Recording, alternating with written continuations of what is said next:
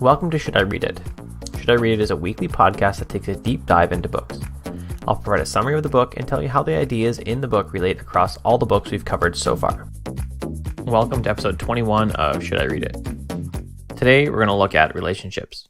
If you're in a relationship and you deal with conflict, today's book is going to be a good primer on negotiation.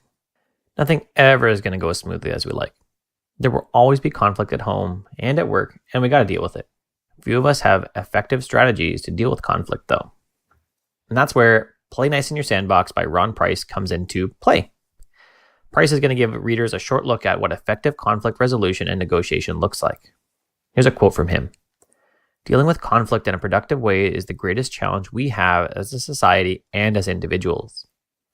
Price starts by addressing this challenge by reframing how we think about conflict. It doesn't have to be thought of as bad because it often isn't. Conflict can be handled in a way that is beneficial to both parties and to the relationship, personal or professional. It can take on a new level of thriving after a conflict is well handled. Here's another quote from Price. Disputes and conflict can actually be healthy experiences when they're handled well. If everyone on a team thinks identically, then some members are likely not necessary. Occasional disagreements can bring about new ways to get things done, spur efficiency, and create better products. There are two truths that Price walks readers through. First, he tells us that most conflicts should be avoided and uses chapters 1 to 4 to detail how and why to avoid conflict. The second truth is that when conflict is handled well, it can be very productive. He uses chapters 5 to 8 to tell us how to handle conflict well. Now let's look at these truths. So truth 1 is turn from conflict when you can and should. Price starts off truth 1 by giving us 3 questions to ask ourselves when we're thinking about engaging in conflict. The answer to these questions should lead us to either head into the conflict or to realize it's not worth it. Question 1 is, can I truly put this out of mind and not let it influence my relationship with the person? Question 2, is the pain the other caused so slight that I have no desire to hurt them back? Question 3, can I refrain from talking to others about what he or she did to me? According to Price, if you answer no to any of these, then the conflict is worth the effort. Otherwise, we need to look into our conflict avoidance tools. In avoiding conflict, the first tool that Price provides us with is the pause button. This is where you increase the time between stimulus and reaction, which is a key goal of most meditation practices. Here's a quote from Price. You cannot control how others treat you, but by pushing the pause button, by taking time to choose your response to situations, you can be far more in control and far more likely to make appropriate decisions. This recognizes that you are in charge of how you feel, and that you must make a choice to respond appropriately. I get reminded of this when my children argue about the name of some TV character with me. They hear it one way and I'm reading it on IMDb in the way that it should be pronounced. Ultimately, it just doesn't matter in any fashion. And when I take a second, I just agree with them instead of trying to correct them, because why would I fight about this? No one cares, and if they do, they're wasting their time. A second great tool is provided in the form of a story by Price. The story goes that an older person in a company is always viewed as so gracious, and thus he's asked how he does it. He says that he has a list of the top 10 faults of the people that he works with, and when something comes up that is in the list already, he just applies grace to it and he doesn't worry about it any further. So the employee he talks to then asks, can we trade lists then? This is a great idea. And what the guy says is, there's actually no list. The staff member, this respected person, just applied that rule to every time he got annoyed and how someone treated him. He assumed it was one of the top 10 faults and just gave grace. They decided to give grace in all situations. This leading with grace thought leads nicely into the second tool. The second tool is assume good intent. We always judge ourselves by our intentions and others by their actions. That means when my kid is constantly going on with suggestions on some home project and I can't think about anything, I get annoyed. I'm judging the action she's using, which is talking all the time, and it's annoying because I can't think.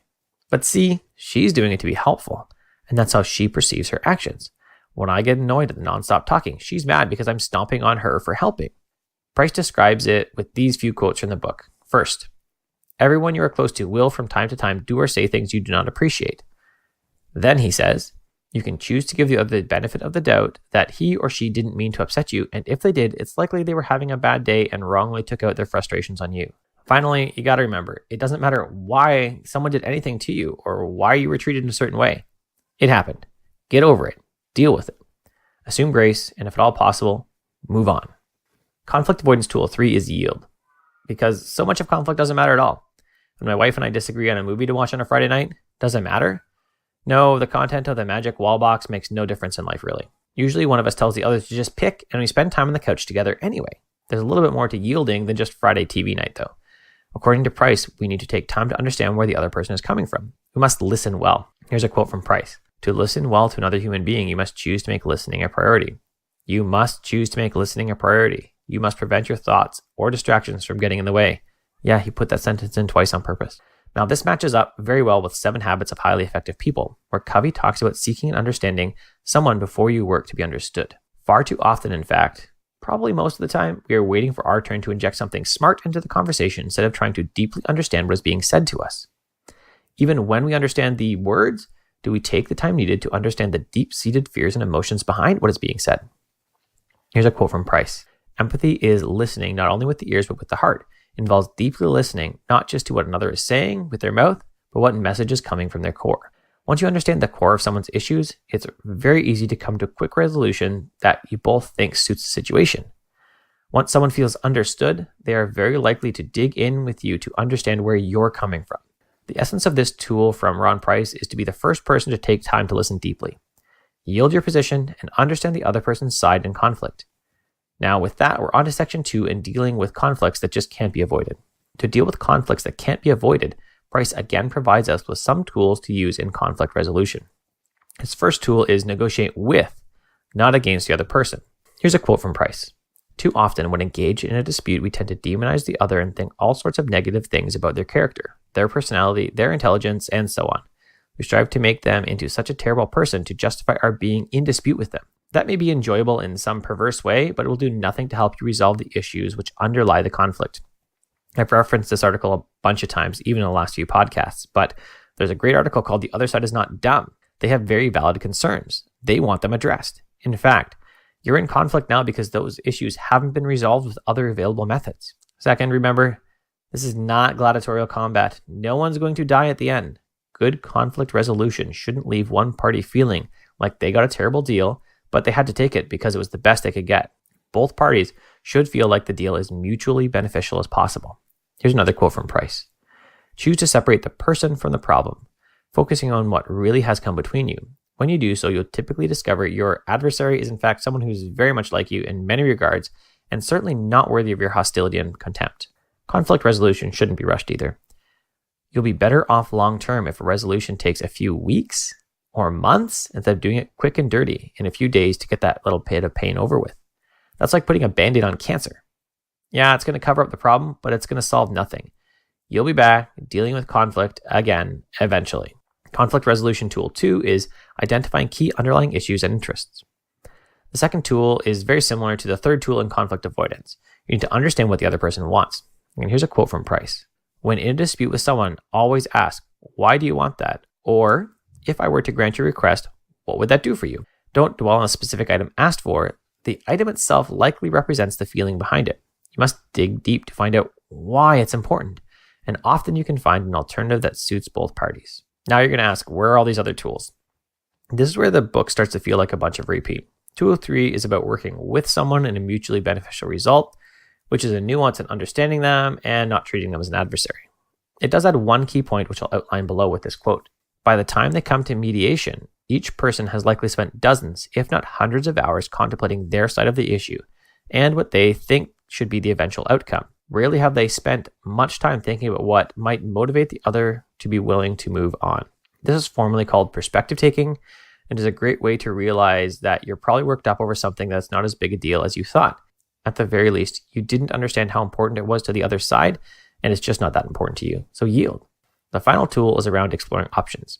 If you go in with the mindset that you won't be able to solve the problem, you're probably right. Here's how Price puts it. If you approach a problem, dispute, situation believing that there's simply no way to resolve it, you are very likely to be correct. The reason you will be proven correct, however, is that if you genuinely believe no solution is possible, you're not going to invest the time, effort, or resources that would be necessary to bring about a resolution.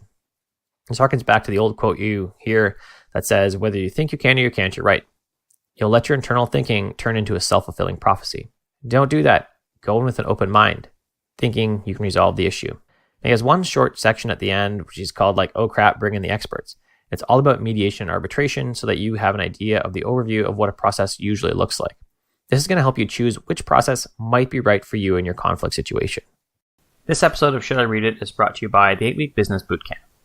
If you're tired of struggling with your business, tired of not getting the traction you want, tired of working overtime with little to show for it, then Bootcamp is for you. Join me to get your business back on track and still have time to see your family. You'll find a link for Bootcamp in the show notes. Now our final question. Should you read Play Nice in your Sandbox at work? If you're looking for a quick read on negotiation to get your working knowledge primed, good book. If you're looking for a deep dive into negotiation, you should get Never Split the Difference instead. It will give you much more on the psychology of negotiation and more tools to use in the midst of conflict. Thanks for listening to Should I Read It? To support the show, you can leave me a review in iTunes or a heart or a star in whatever podcast player you use. These help more people find the show. If you want to get more reading done, you should get an Audible membership. If you use curtismchale.ca/recommends/audible, that will help the production of the show financially. Next up, in episode 22, we're going to look at Patrick Lencioni and his parable around what makes effective teams as we look at the 5 dysfunctions of a team.